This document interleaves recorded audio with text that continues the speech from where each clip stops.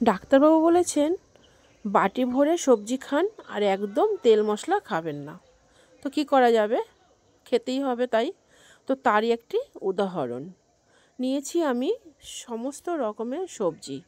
এটা আজকে আমি করব পঞ্চরত্ন সবজি, একদম তেল মশলা ছাড়া, ওইটুখানি কাঁচা লঙ্কা দিয়ে। দেখতেই পাচ্ছ আমি কি কি সবজি নিয়েছি। আমি নিয়েছি কড়াতে জল, তাতে দিয়েছি নুন আর হলুদ, আর কিচ্ছু না। দিয়ে সমস্ত সবজিটা আমি এবারে দিয়ে ঢেকে দিয়েছি। এবার সিদ্ধ হতে দেবো। জাস্ট সবজিটা সুন্দর করে সিদ্ধ হবে। বেশি সিদ্ধ হলেও আবার গুণ থাকে না, তার জন্য সিদ্ধ হলেই আমি ফোড়নটা দিয়ে নেব। দিয়েছি একটু কালো জিরে আর একটু সর্ষে, একদম একটুখানি তেল।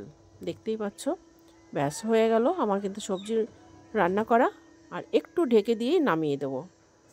একদম রেডি হয়ে গেল আমার নবরত্ন সবজি। কার কার পছন্দ সবাই আমাকে জানিও। টাটা।